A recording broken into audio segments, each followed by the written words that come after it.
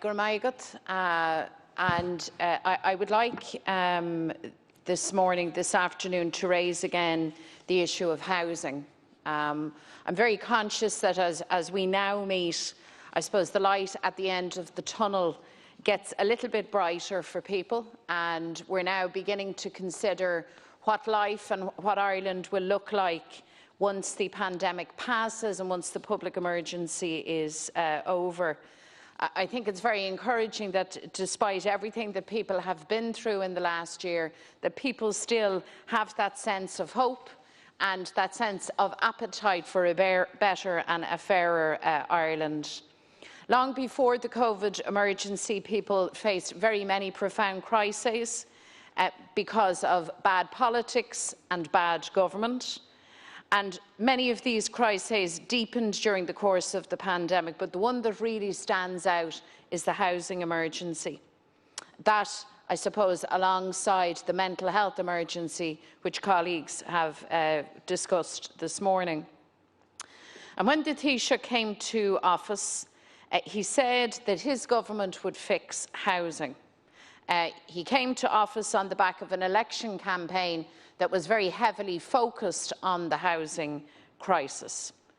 But since coming to office, what we have seen is more of the same, persisting still with the same kind of developer-led policies that created the mess that we have in the first place. And I believe that any claim of progress that might be made by government or by the Taoiseach is now cruelly exposed by the shocking number of tents that we see around the city centre of Dublin, and the heart-wrenching image that we have seen again of a 4-year-old child sitting on a crate here in the capital city, eating her dinner on the side of the street. It's not the first time that we've seen a child eating their dinner in similar circumstances. And this, I suppose, is the sharpest edge of bad policy and of bad government, which has seen house prices go up and up. Indeed, the CSO tell us that house prices in Dublin have increased by a staggering 96% in the last 9 years. And these aren't mansions, by the way, these are modest family homes. And meanwhile, extortionate rents continue to soar. In fact, rents are so high that many first-time buyers struggle to save a deposit. And how on earth could any person save for a deposit when your rent is €2,000 or more a month? So it's a nightmarish trap that people find themselves caught in. And as a result, an entire generation is locked out of owning their own home. This generation has had to put their lives on hold. They've had to curtail their aspirations because government continues to choose policies that make the situation worse. And here's perhaps the most frustrating aspect of things. It doesn't have to be this way. We need to build affordable housing that people can actually afford. That means the state leading from the front, it means direct investment, and it means dropping the developer-led approach that, for example, is still in evidence in your shared equity scheme. We need to intervene on behalf of renters.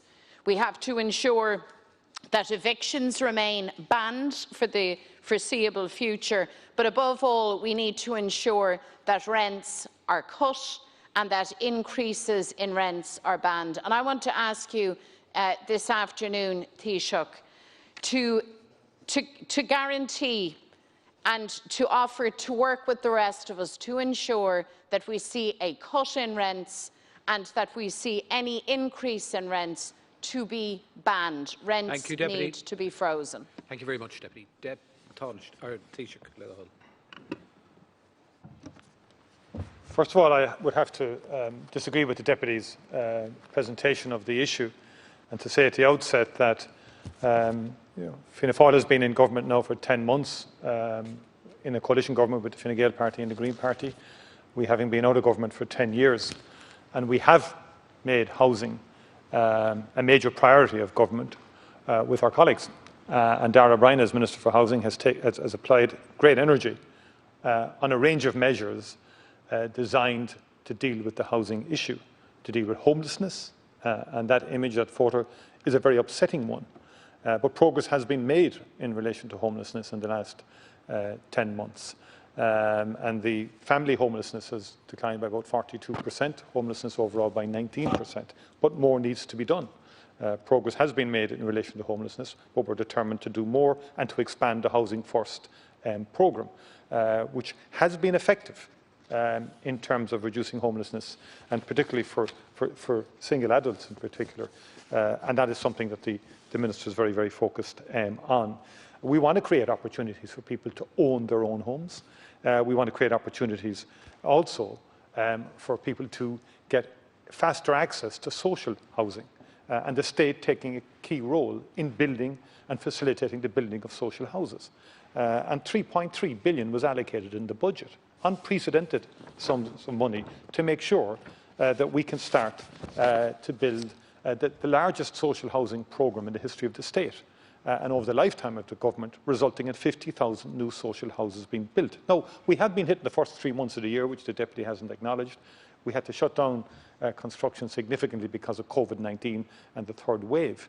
We did allow some of social housing to stay open to complete projects, but we're very, very determined in respect of the social housing agenda in terms of building 12,750 new social houses this year. That was the target prior to the shutting down of construction for the first 3 months of the year. 9,500 of those were new builds homes, and we are committed and we'll do everything we can to accelerate that. And we're going to look at a void programme again this year, like we did last year, which as soon as we came into office, we went straight at it and got close to 3,500 houses back into use through allocation of funding to local authorities for the voids. And the new equity scheme you talk about will help 2,000 people to be in a position to buy their own homes this year, if we can get that through with the legislation. A new affordable purchase scheme with the state directly building affordable homes is another key initiative to help people to buy their own homes. A retained and expanded Help to Buy scheme. I mean, the Deputy talks about giving people the opportunity to own their own homes and to aspire to that, but yet you opposed that Help to Buy scheme, and you've opposed and you continue to oppose the shared equity scheme, and you make claims in relation to it that are completely exaggerated in terms of its impact. And the launch of the Land Development Agency is a very important part of policy as well, and a new cost rental scheme that the Minister has introduced, which will create wider options for people this year in relation to the rental area, and we want to expand that very, very significantly. So there's a very comprehensive programme here, unprecedented in scale, no shortage of resources being allocated to this across all strands of the housing area. And I would just say, to appeal to the Deputy, that on the various local authorities where her party members are represented, please stop opposing housing projects. Let's have a consensus across all the parties in the House that we facilitate projects now and get them going, because that is important in terms of giving people opportunities. There's no point in standing up here in this House and saying we want people to have an opportunity to own homes and get access to social housing if projects are delayed and delayed and delayed, and opposed and opposed and opposed, and nothing gets built. Thank you, Taoiseach. Where projects are shovel-ready. That really is a disservice to people. Thank you. Deputy McDonald. You don't have to walk very far from here to see the scourge of homelessness in this city of Dublin. Indeed, you can go into any of our cities or towns right across the country and you see that this is a reality. Rents are sky high and housing is unaffordable, particularly to younger people and to people on average or lower wages. And you were in government 10 years ago, Taoiseach, and when you were in government, you and the administration of the time wrecked the housing market. You created a property bubble that burst and that devastated this country at that time.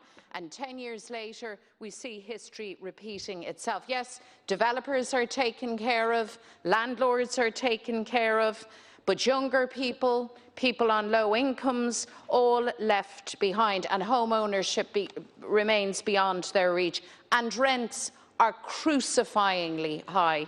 So I want to ask you again, do you accept that rents are too high? Do you accept that they need to come down? And will you build a consensus with us, and will you act to ensure that we have rents cut and that we ban any rent increases? They're straight questions for you, Taoiseach. Thank you very much. Put straight questions to you. Why do you continue to oppose housing projects?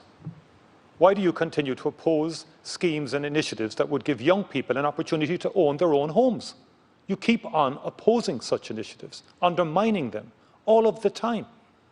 There's complete incoherence and inconsistency in your approach to housing. You ignore the fact that this year the allocation for social housing is the largest ever. Over 3.3 billion has been allocated to housing this year, with a suite of measures being introduced. And homelessness is a priority for this government. And the number of people in emergency accommodation has fallen by 19% in the past year. And 42% in terms of the number in family homelessness has decreased by almost 42%. No, we need to do more. And homelessness is a blight on society. And we need more supply. And we need to match urgency of action with the rhetoric that we consistently hear. And I don't think at times your party matches urgency of action with rhetoric when it comes to getting housing projects off the ground. Thank you very much.